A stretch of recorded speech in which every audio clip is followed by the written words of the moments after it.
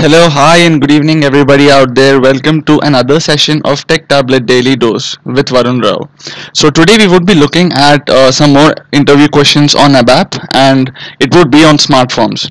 So, do subscribe to Tech Tablet Daily Dose if you're looking for a daily review on your course and syllabus. The aim of today's session would be to understand what are smartphones and how and why do we use them in real time, and then it would be followed by frequently asked ABAP questions on smartphones and how do we answer the same in an interview. So this is all what we would be looking at in today's session. So let's quickly go ahead and understand what a smartphone is, when and where do we exactly use them. A smartphone is a transaction that is used to design smartphone's layout, right? It is possible to use texts, images, barcodes, tables, and what all are the general requirements that we are looking for in smartphones, and we can do that using import parameters as defined by regular ABAP program, right? And when a smartphone is activated, a function module is automatically generated that an ABAPer has to program and call. So why do we use a smartphone, and what is a smartphone? A smartphone is nothing but an e-form or an electronic form that is used by customers and staff and partners and many people to apply for any products or services.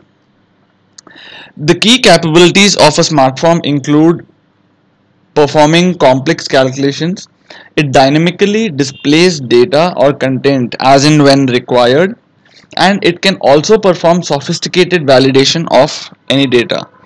So now if we are talking of applying any government form that is released for notification of an exam, or if you're talking of salary slip, all these are generated using smartphones only.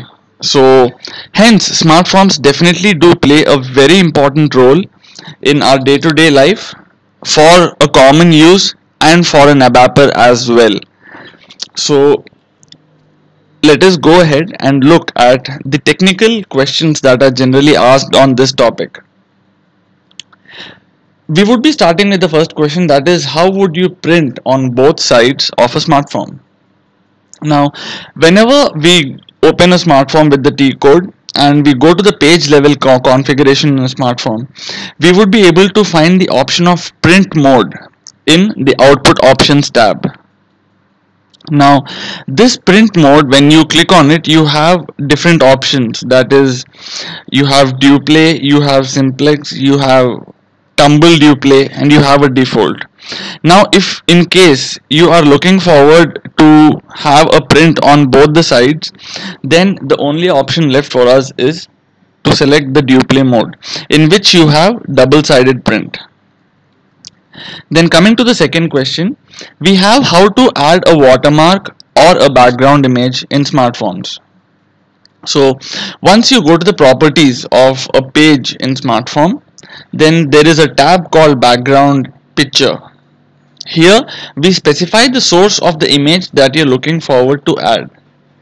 Now once this is done, this enables and it embeds the required background image or a watermark for the smartphone. So this is how we achieve an image, friends. So what we do is we go to the properties of a page in smartphone, and here we select the background picture, wherein you mention the name of the picture and the object and all the required details, and once this is done, you get the picture. Then the next question is a main window required for a smartphone?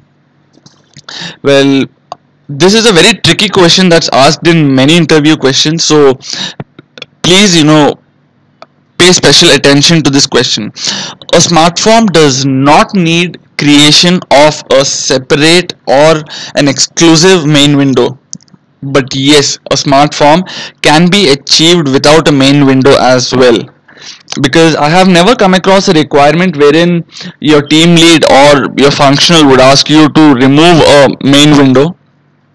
So a smartphone can be created even without a main window as well, but script cannot be SAP script requires a main window. So this is a general difference that is between a smart form and a script, so keep this in mind. Next, how do we use page protection in smart form? Now, when we go to a smart form and we open the developmental tools feature, here we have a checkbox in the output options tab, wherein you can just click on it and your page protection is achieved.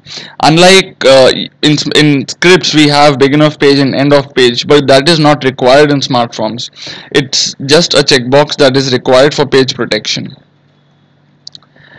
And this is a question that was asked to me in most of the interviews whenever we have a topic of smart forms. What is the difference between smart form and a script? Right? So scripts are client dependent, whereas smart forms are independent.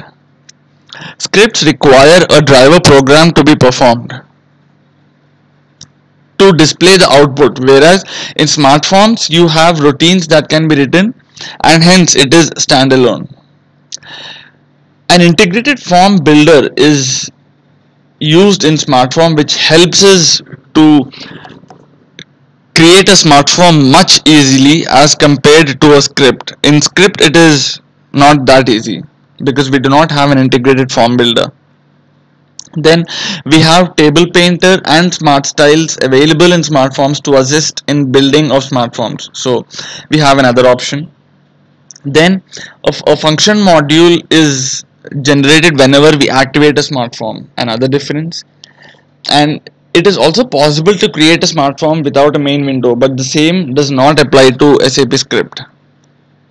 And then we have smart forms which generate XML output and they can be viewed through the web page also, but this is not available in SAP scripts, friends, so please keep this in mind.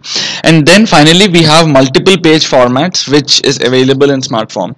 So basically, to understand, smart forms are very friendly. They help you in development because of an integrated table painter, smart style and a form builder. So hence creation of smart form is much easier as compared to an SAP script. Apart from just creation from a developer's point of view, we also have other features which ensure that smart forms are developed faster, easier, and they help us in many ways. The next question is, how can I insert a symbol in smart form? Now this is another question that is quite often asked. When we want to insert a symbol in smart form, what we do is we select the text node, then we change the editor. When we talk of the editor, we click the button above the checkbox which is near the editor. So then this is done. Once this is done, we go to the menu wherein we include, then we go to the characters wherein we have SAP symbols. Right here you can choose the symbol that is required and you can add this if you want to see an SAP symbol on your smart form. Then we have another question, which is, what is the difference between a form interface and a global definition in global settings of smart forms?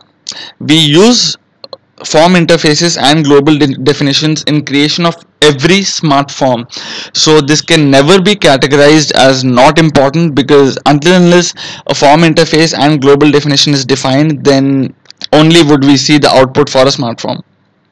Therefore, a form interface is nothing but here we can declare what must be passed in and out of the smart form. So this is nothing but the input and output parameters are passed in the form interface. And then we have the global definitions, and here what we do is we declare the data that is used, or sorry, that is to be used within the smart forms on a global perspective. So the basic difference is, in form interface we declare what's the input and output of a smart form, and in global definitions we declare the data that is used within the smart form. So this is the difference between a form interface and a smart form. So now let us quickly go to the aim of the session. Now before we go to the aim of the session, it is very important that when you're giving any answer to a question, in at least in SAP interview, you be very confident when you're talking, you be very technical when you're talking. You cannot just say I go to the background options and then I select an image. You need to be very precise and particular when you're talking of a background image. Where do you exactly add this background image and how do you do it? So please be careful that whenever we are answering or a person is answering for a technical interview, there are two perspectives to it. A, he or she needs to be confident, and then B, they need to know what they're talking, and they need to be highly technical when they're talking, because you cannot just define whatever you want in generic terms. So this has to be, and it should sound as if it is technical. So let the technical interview be technical indeed. Let us not make it generic by talking whatever we want. So the aim of the session was to understand what a smartphone is and how do and why do we use them in real time. Then the frequently asked questions in ABAP for smartphones, and how do we answer in an interview. So I hope we have seen all these questions, or all the topics that we were supposed to discuss. I hope you have also enjoyed the session simultaneously. So do subscribe, share, and comment if found useful. And if there's anything else that you want to talk about or discuss, please feel free to comment in the comment box below. Thanks a lot. Have a great day. Happy coding. Stay coding. Keep growing.